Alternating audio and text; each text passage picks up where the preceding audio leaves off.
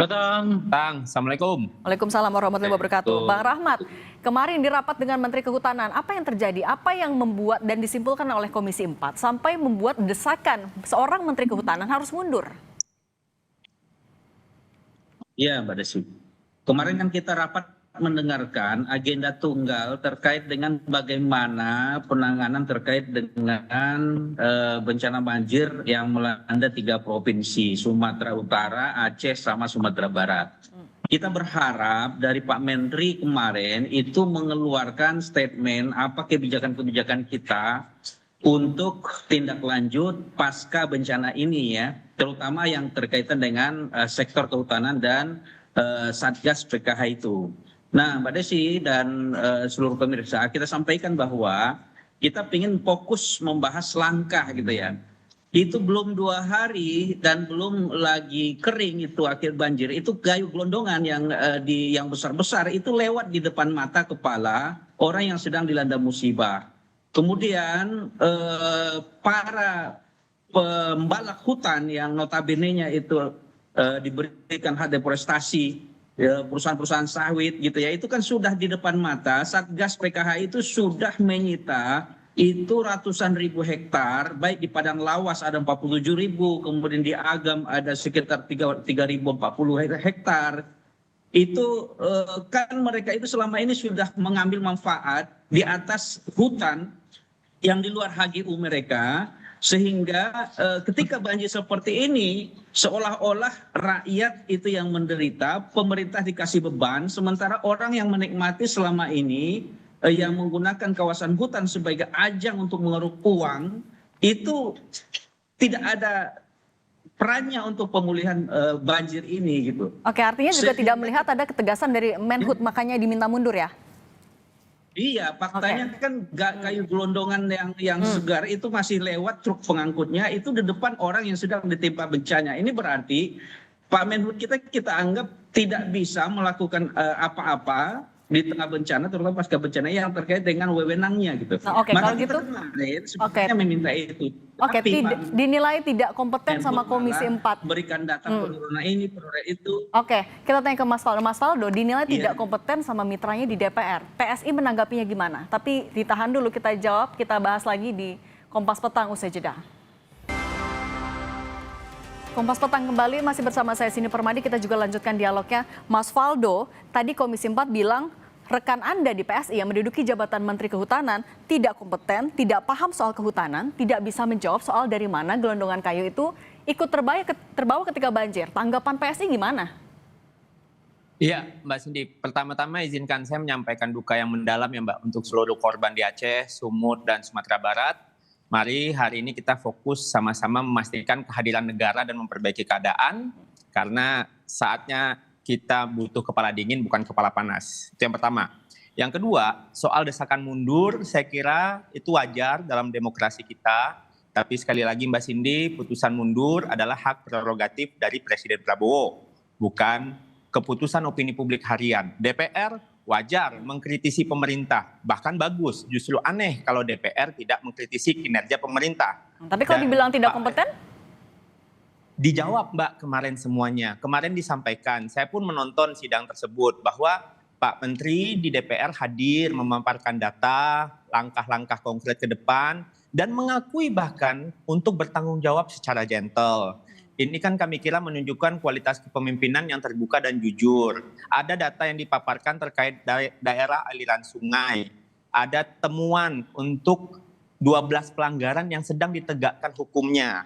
Belum lagi pencabutan 20 PBPH sebesar 750.000 hektar. Arahan Pak Presiden kan 2. Pertama jaga hutan, kedua harus berani. Kami kira Pak Menteri kemarin menyampaikan semuanya di depan Bapak Ibu anggota Dewan yang terhormat. Namun kritis dari anggota DPR tentu akan mempercepat kinerja ini. Kami kira Mbak Cindy, ke depan kan sedang dibangun nih langkah-langkahnya untuk kayu. Kemarin dijelaskan juga di rapat tersebut bahwa itu sedang diinvestigasi dengan Polri. Menhub juga tidak menyalahkan masa lalu loh Mbak Cindy, bahwa ini harus kita perbaiki. Nah, narasi-narasi ini kami kira perlu kita dukung. Karena kan kalau nyalah-nyalahin Mbak, itu nggak akan bisa nanam pohon atau bahkan menghentikan banjir. Oke. Jadi kami kira penegakan hukum sedang berjalan, investigasi material kayu juga ditangani bersama Polri, reboisasi harus dilakukan, dan penting Mbak, kemarin Pak Menhub menyampaikan, tolong di backup dengan regulasi sama DPR, karena kan tumpang tindih aturan, ada dinas provinsi yang kehutanan, sedangkan tapaknya itu di kabupaten kota. Nah ini yang kami kira perlu sama-sama kita kawal ke depan. Jadi di saat bencana seperti ini, kita butuh bukan siapa yang harus mundur, tapi siapa yang harus maju, Mbak Cindy. Biarkan Pak Menteri bekerja, Presiden yang memutuskan. Tugas kita mengawal dengan hati yang dingin, kepala yang jernih. Kira-kira begitu. Nah itu kok menunggu Presiden, kalau Bang Rey melihatnya, oke 20 perusahaan akan dicabut izinnya, tapi nunggu restu Presiden dulu. Ini kayak melempar tanggung jawabnya ke Presiden, melepaskan itu ke Presiden, atau apalagi Anda baca? Bang Rey?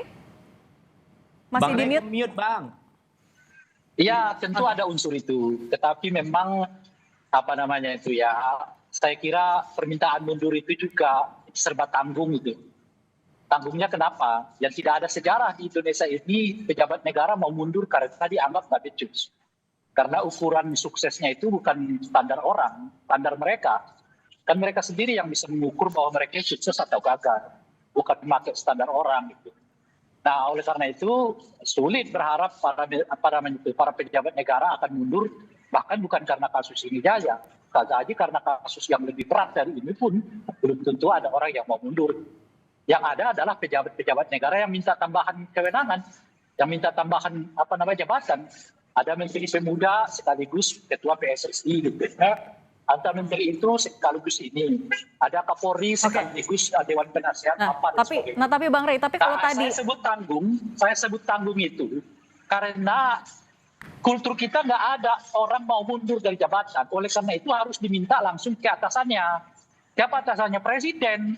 Nah, mestinya anggota DPR sekarang itu bersurat kepada Presiden meminta supaya ya yang Menhub ya digantikan kalau dianggap oleh DPR dia tidak mampu. Tapi kan persoalannya ada di Presiden.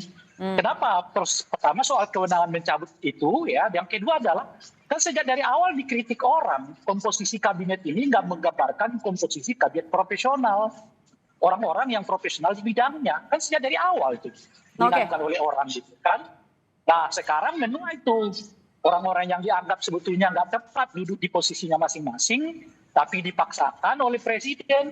Nah sekarang ya, maksud saya ya mestinya harus diperluas. Ini saatnya Presiden ya mengevaluasi menteri-menteri yang nggak sesuai sebetulnya dengan bidangnya masing-masing. Oke, evaluasi itu. Dan juga tadi sebenarnya Komisi 4 bisa aja, atau dari DPR bisa aja meminta Presiden untuk mengganti menterinya. Atau salah satu berarti Menteri Kehutanan kalau konteksnya ini.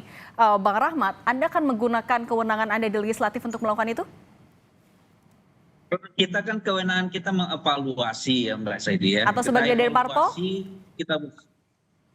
Iya, jadi kewenangan kita itu tidak lepas dari ketiga itu. Bagaimana kita mengevaluasi kinerja yang berjalan, budgeting dan segala macam. Begitu evaluasi kita lakukan, seharusnya kan itu sudah menjadi sinyal bagi pengambilan kebijakan bahwa sinyal ini sudah dari bawah. Hampir semua fraksi loh yang kemarin itu memberikan pendapat bahwa ini ada masalah dan harus konsentrasi serius masalah pengelolaan hutan agar kejadian tidak berulang di masa depan gitu. Nah, oleh karena itu fungsi-fungsi itulah yang kita lakukan. Bagaimana kita meminta rencana ke depan, kemudian bagaimana data hutan kita sekarang, bagaimana kondisi hutan kritis yang 12 juta hektar, dan bagaimana terhadap penanganan yang pelaku-pelaku illegal logging, illegal mining dan segala macam yang sudah menjadi penyebab banjir ini sudah kita lakukan. Nah, tentu kita sebagai DPR itu melakukan sesuai fungsi kita. Nah, apakah yang punya kewenangan untuk melakukan penggantian segala macam itu kan tergantung Presiden. Tapi tugas kita sudah kita lakukan, kita buka kepada publik bahwa kita itu miris, kemudian khawatir kalau seandainya langkah cepat tidak kita lakukan dalam memperbaiki kepemimpinan dalam pengelolaan. Saya lanjutin dulu ke Mas Faldo. Mas Faldo, tadi katanya hampir semua fraksi loh setuju agar Menteri Kehutanan ini mundur. Ini kan Anda banyak yang satu koalisi juga. Ini gimana? Anda merasanya ini emang mulai nggak ada, tidak solid atau apa? Iya, memang kan tadi Bang Rey bilang di Indonesia tidak ada budaya pejabat kita mundur gitu. Kalau saya jawab dengan cara lain gitu, memang budaya itu memang dibangun lewat sistem, Mbak, bukan lewat dorongan emosional sesaat.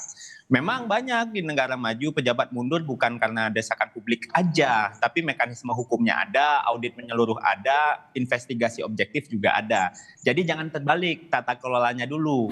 Ya, jadi jangan lupa juga bahwa kemarin di DPR itu juga Pak Menteri juga menyampaikan bahwa butuh juga nih dibantu via DPR soal revisi Undang-Undang Tata Kelola Pengembangan Hutan.